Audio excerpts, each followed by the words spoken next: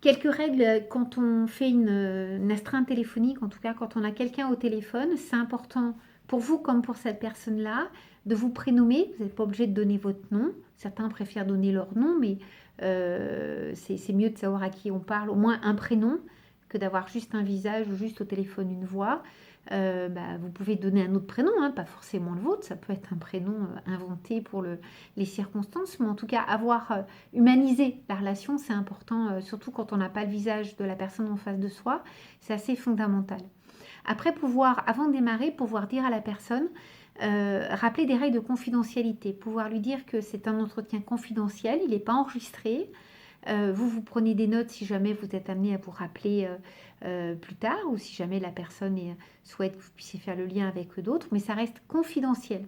C'est pas secret. Secret, c'est un mot à bannir parce que toutes les personnes victimes de violences conjugales, de violences, de maltraitance, le mot secret est utilisé par les auteurs. Donc, on évite secret avec des personnes au téléphone, plus vraiment être dans cette idée de confidentialité. Ça, c'est quelque chose qui parle bien.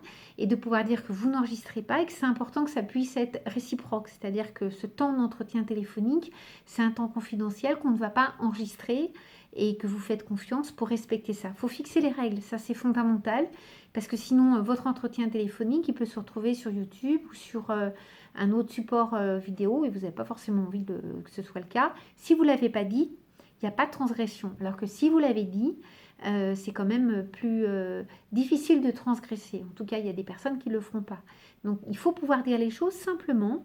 Moi, je suis là pour vous écouter bénévolement. Ça va durer une demi-heure, une heure, pas plus d'une heure parce que vous êtes épuisé, complètement essoré. Et la personne au téléphone, c'est pareil. Mais il faut cadrer le temps au départ et dire que c'est confidentiel, que c'est pas enregistré ni d'un côté ni de l'autre. Ça, c'est vraiment fondamental.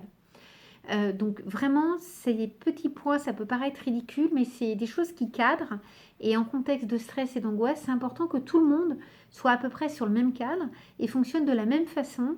Et entre écoutant, que la personne qui écoute le lundi fasse pareil que la personne qui écoute le mardi. Donc, premier entretien, on fixe les règles, on prend 5 minutes pour dire, voilà, c'est la première fois qu'on se parle, on va se fixer quelques règles. Et c'est pour tout le monde pareil, nous on est bénévoles, je m'appelle Hélène ou je m'appelle Gertrude. Je travaille bénévolement pour l'association Jalmave, pour expliquer ce que c'est. Et là, on écoute les personnes qui ont besoin d'être écoutées. C'est confidentiel, donc c'est pas enregistré, c'est réciproque. Donc de votre côté aussi, vous n'enregistrez pas parce que c'est important. Je peux être amenée à prendre des notes si jamais on se rappelle, mais ça reste confidentiel dans un dossier qui reste dans les locaux de l'association. Ça, c'est fondamental pour pouvoir être en confiance et parler en toute sérénité avec quelqu'un qu'on ne connaît pas et qu'on ne voit pas. Et c'est quand même un support sensoriel important, la vue. Donc là, on n'aura que l'ouïe et ça va être essentiel de faire attention à ça.